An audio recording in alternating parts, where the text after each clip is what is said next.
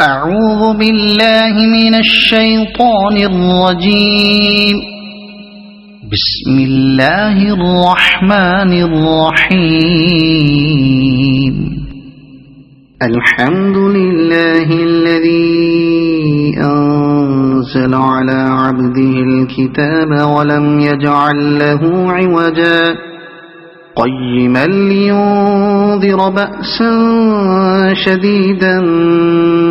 من لدنه ويبشر المؤمنين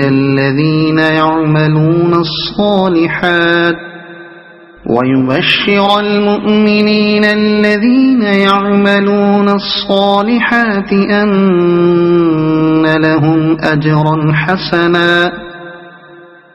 ماكثين فيه أبدا وينذر الذين قالوا اتخذ الله ولدا ما لهم به من علم ولا لآبائهم كبرت كلمة تخرج من أفواههم إن يقولون إلا كذبا فلعلك باخع نفسك على آثارهم إن لم يؤمنوا بهذا الحديث أسفا إنا جعلنا ما على الأرض زينة لها لنبلوهم أيهم أحسن عملا وإنا لجاعلون ما عليها صعيدا جرزا أم حسبت أن أصحاب الكهف والرقيم كانوا من آياتنا عجبا إذ أوى الفتية إلى الكهف فقالوا ربنا آتنا من لدنك رحمة وهيئ لنا من أمرنا رشدا فضربنا على آذانهم في الكهف سنين عددا ثم بعثناهم لنعلم أي الحزبين أحصى لما لبثوا أمدا نحن نقص عليك نبأهم بالحق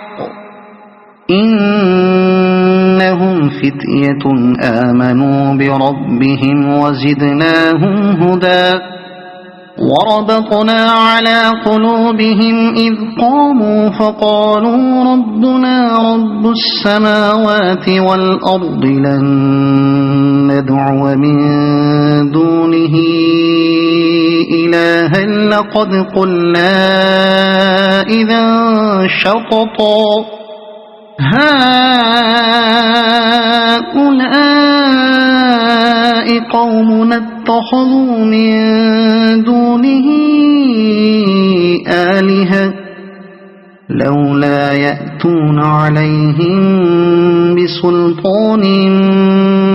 بين فمن أظلم ممن افترى على الله كذبا وإذ اعتزلتموهم وما يعبدون إلا الله فأووا إلى الكهف ينشر لكم ربكم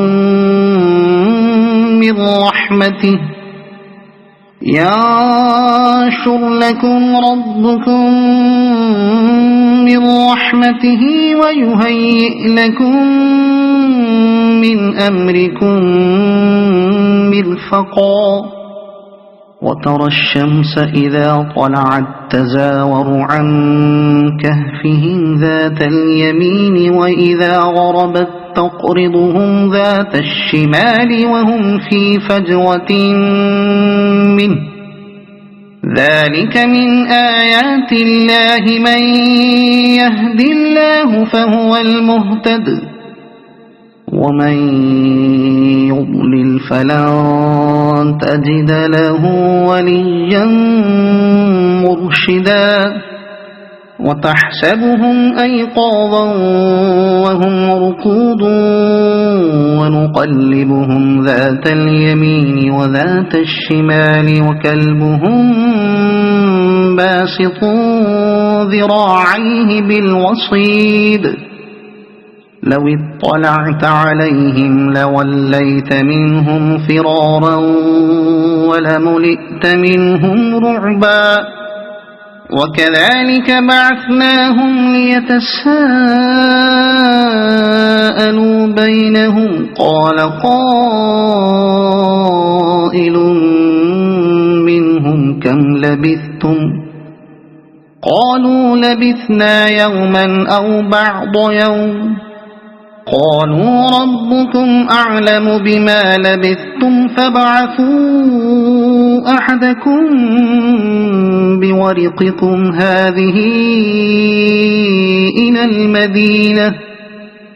فابعثوا أحدكم بورقكم هذه إلى المدينة فلينظر أيها أزكى طعاما فليأتكم برزق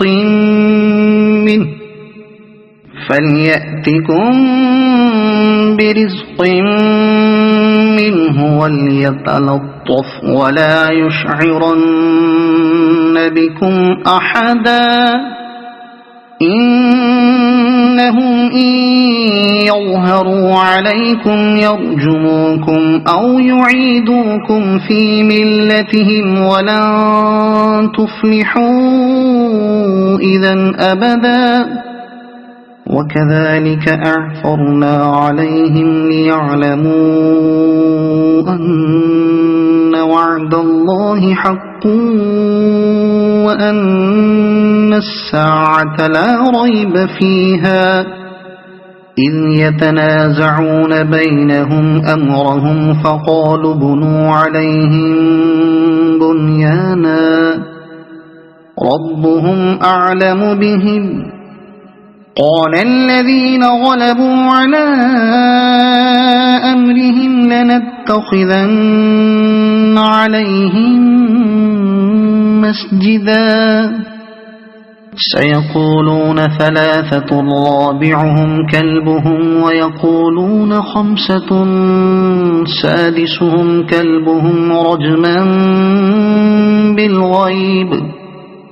ويقولون سبعة وثامنهم كلبهم قل ربي أعلم بعدتهم ما يعلمهم إلا قليل فلا تمار فيهم إلا مراء ظاهرا ولا تستفت فيهم منهم أحدا ولا تقولن لشيء إني فاعل ذلك غدا إلا أن يشاء الله واذكر ربك إذا نسيت وقل عسى أن يهديني ربي لأقرب من هذا رشدا ولبثوا في كهفهم 300 سنين وازدادوا 9 قل الله أعلم بما لبثوا له غيب السماوات والأرض أبصر به وأسمع ما لهم من دونه من ولي ولا يشرك في حكمه أحدا واتل ما أوحي إليك من كتاب ربك لا مبدل لكلماته ولن تجد من دونه ملتحدا واصبر نفسك مع الذين يدعون ربهم بالغداة والعشي يريدون وجهه ولا تعد عيناك عنهم تريد زينة الحياة الدنيا ولا تطع من أغفلنا قلبه عن ذكرنا واتبع هواه وكان أمره فرطا وقل الحق من ربكم فمن شاء فليؤمن ومن شاء فليكفر إنا أعتدنا للظالمين نارا أحاط بهم سرادقها وإن يستغيثوا يغاثوا بماء كالمهل يشوي الوجوه بئس الشراب وساءت مرتفقا إن الذين آمنوا وعملوا الصالحات إنا لا نضيع أجر من أحسن عملا أولئك لهم جنات عدن تجري من تحتهم الأنهار يحلون فيها من أساور من ذهب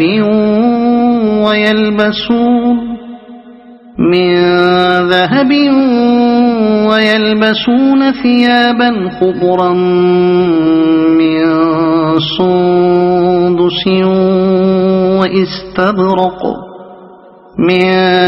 سندس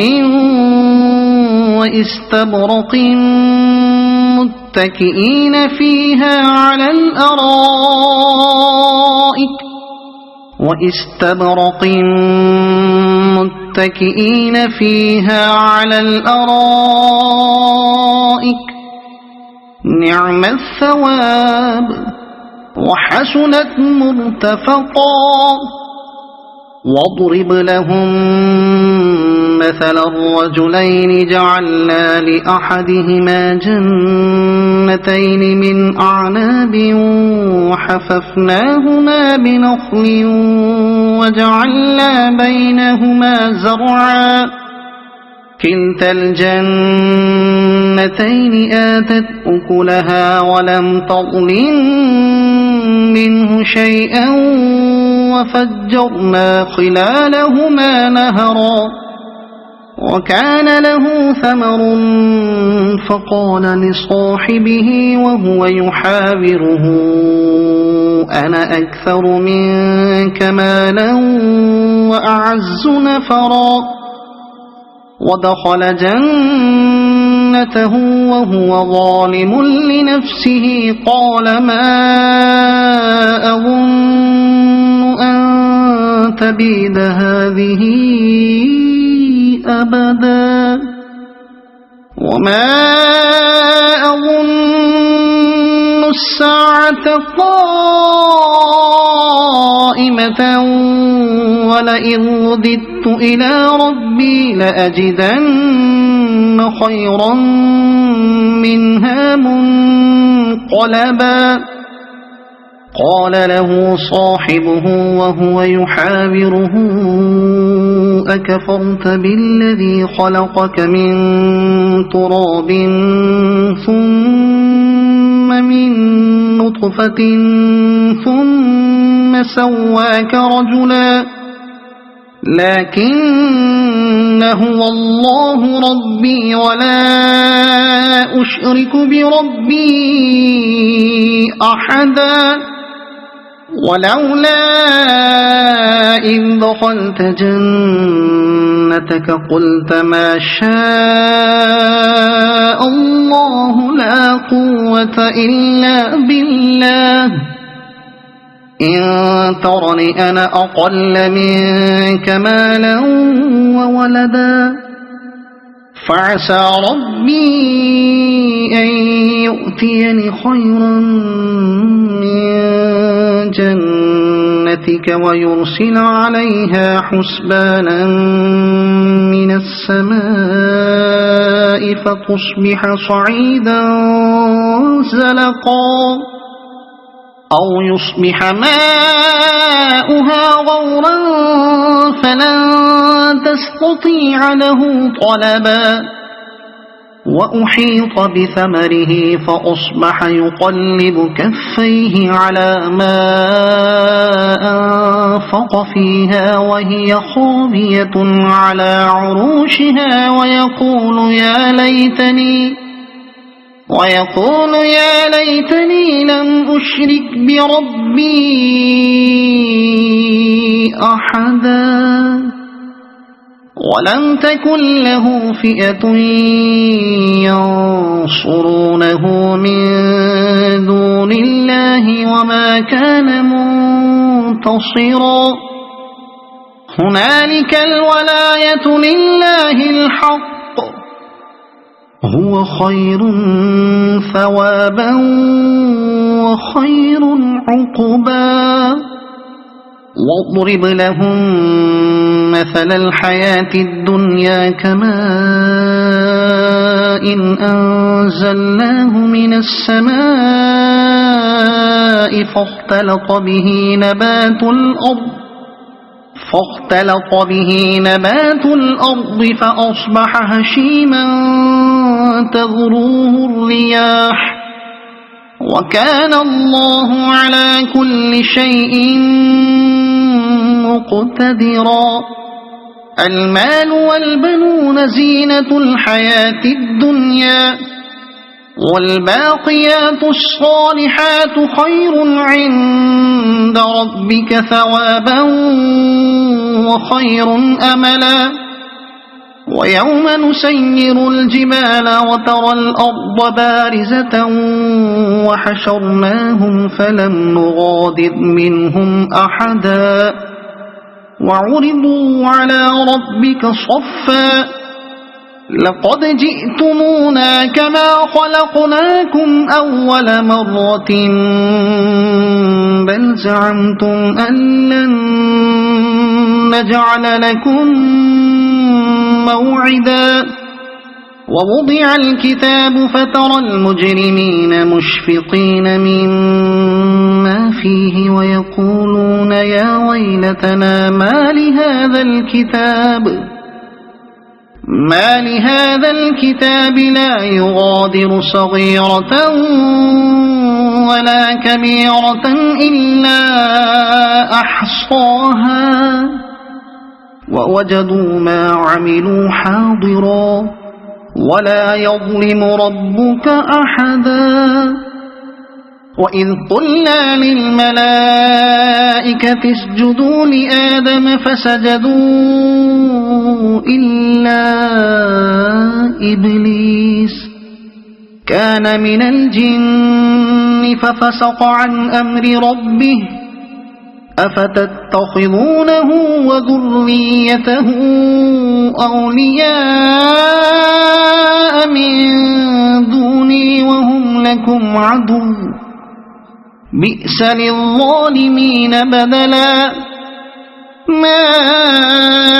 أشهدتهم خلق السماوات والأرض ولا خلق أنفسهم وما كنت متخذ المضلين عضدا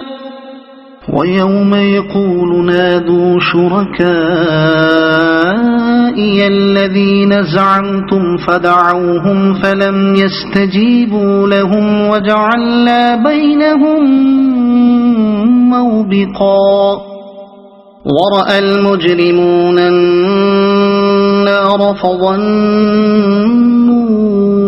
أنهم واقعوها ولم يجدوا عنها مصرفا ولقد صرفنا في هذا القرآن للناس من كل مثل وكان الإنسان أكثر شيء جدلا وما منع الناس أن يؤمنوا إذ جاءهم الهدى ويستغفروا ربهم إلا أن تأتيهم سنة الأولين إلا أن تأتيهم سنة الأولين أو يأتيهم العذاب قبلا وما نرسل المرسلين إلا مبشرين ومنذرين ويجادل الذين كفروا بالباطل ليدحضوا به الحق واتخذوا آياتي وما أنذروا هزوا ومن أظلم ممن ذكر بآيات ربه فأعرض عنها ونسي ما قدمت يداه إنا جعلنا على قلوبهم أكنة أن يفقهوه وفي آذانهم وقرا وإن تدعهم إلى الهدى فلن يهتدوا إذا أبدا وربك الغفور ذو الرحمة لو يؤاخذهم بما كسبوا لعجل لهم العذاب بل لهم موعد لن يجدوا من دونه موئلا وتلك القرى أهلكناهم لما ظلموا وجعلنا لمهلكهم موعدا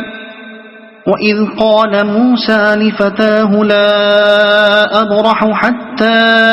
أبلغ مجمع البحرين أو أمضي حقبا فلما بلغا مجمع بينهما نسيا حوتهما فاتخذ سبيله في البحر سربا فلما جاوزا قال لفتاه آتنا غداءنا لقد لقينا من سفرنا هذا نصبا قال أرأيت إذ أوينا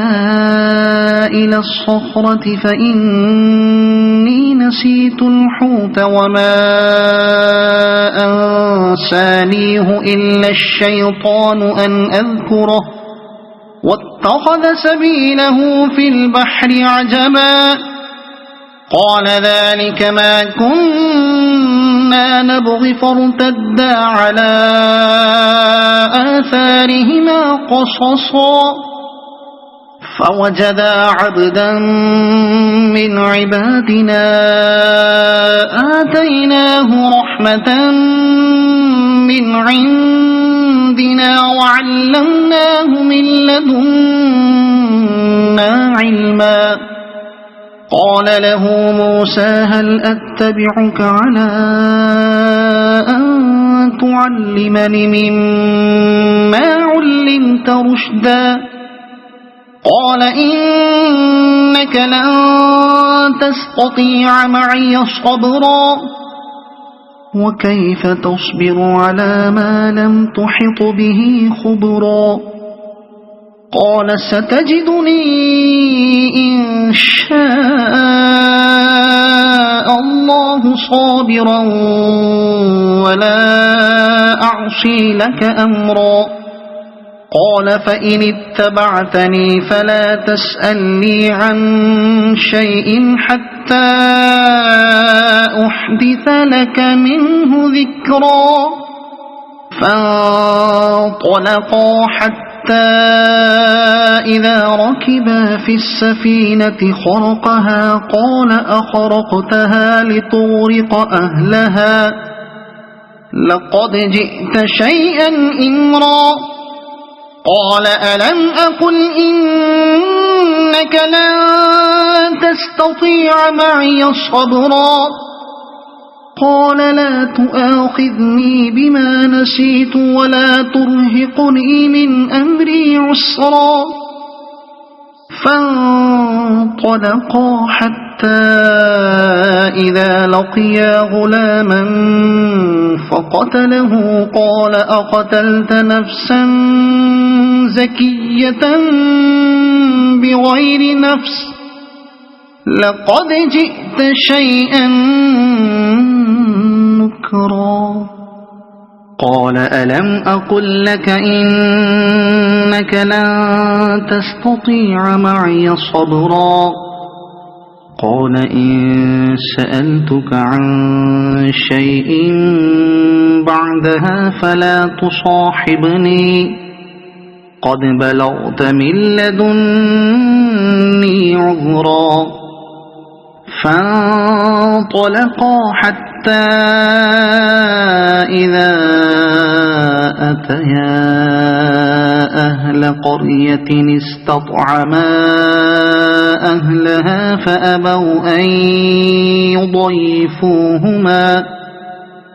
فأبوا أن يضيفوهما فوجدا فيها جدارا يريد أن ينقض فأقامه قال لو شئت لاتخذت عليه أجرا قال هذا فراق بيني وبينك سأنبئك بتأويل ما لم تستطع عليه صبرا أما السفينة فكانت لمساكين يعملون في البحر فأردت أن أعيبها وكان وراءهم ملك يأخذ كل سفينة غصبا وأما الغلام فكان أبواه مؤمنين فخشينا أن يرهقهما طغيانا وكفرا فأردنا أن يبدلهما ربهما خيرا منه زكاة وأقرب رحما وأما الجدار فكان لغلامين يتيمين في المدينة وكان تحته كنز لهما وكان أبوهما صالحا فأراد ربك أن يبلغا أشدهما ويستخرجا كنزهما رحمة من ربك وما فعلته عن أمري ذلك تأويل ما لم تسطع عليه صبرا ويسألونك عن ذي القرنين قل سأتلو عليكم منه ذكرا إنا مكنا له في الأرض وآتيناه من كل شيء سببا فأتبع سببا إنا مكنا له في الأرض وآتيناه من كل شيء سببا فأتبع سببا حتى إذا بلغ مغرب الشمس وجدها تغرب في عين حمئة ووجد عندها قوما قلنا يا ذا القرنين إما أن تعذب وإما أن تتخذ فيهم حسنا قال أما من ظلم فسوف نعذبه ثم يرد إلى ربه فيعذبه عذابا نكرا وأما من آمن وعمل صالحا فله جزاء الحسنى وسنقول له من أمرنا يسرا ثم أتبع سببا حتى إذا بلغ مطلع الشمس وجدها تطلع على قوم لم نجعل لهم من دونها سترا كذلك وقد أحطنا بما لديه خبرا ثم أتبع سببا حتى إذا بلغ بين السدين وجد من دونهما قوما لا يكادون يفقهون قولا قالوا يا ذا القرنين إن يأجوج ومأجوج مفسدون في الأرض فهل نجعل لك خرجا على أن تجعل بيننا وبينهم سدا قال ما مكني فيه ربي خير فأعينوني بقوة أجعل بينكم وبينهم ردما آتوني زبر الحديد حتى إذا ساوى بين الصدفين قال انفخوا حتى إذا جعله نارا قال آتوني أفرغ عليه قطرا فما استطاعوا أن يظهروه وما استطاعوا له نقبا قال هذا رحمة من ربي فإذا جاء وعد ربي جعله دكاء وكان وعد ربي حقا وتركنا بعضهم يومئذ يموج في بعض ونفخ في الصور فجمعناهم جمعا وعرضنا جهنم يومئذ للكافرين عرضا الذين كانت أعينهم في غطاء عن ذكري وكانوا لا يستطيعون سمعا أفحسب الذين كفروا أن يتخذوا عبادي من دوني أولياء إنا أعتدنا جهنم للكافرين نزلا قل هل ننبئكم بالأخسرين أعمالا الذين ضل سعيهم في الحياة الدنيا وهم يحسبون أنهم يحسنون صنعا أولئك الذين كفروا بآيات ربهم ولقائه فحبطت أعمالهم فلا نقيم لهم يوم القيامة وزنا ذلك جزاؤهم جهنم بما كفروا واتخذوا آياتي ورسلي هزوا إن الذين آمنوا وعملوا الصالحات كانت لهم جنات الفردوس نزلا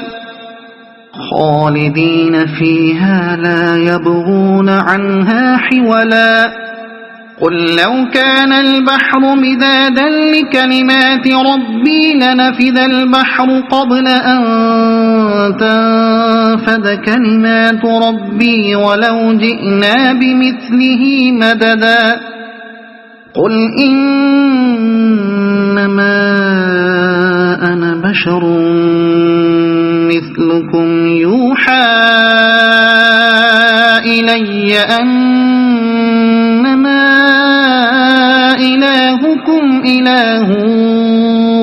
واحد فمن كان يرجو لقاء ربه فليعمل عملا صالحا ولا يشرك بعبادة ربه أحدا.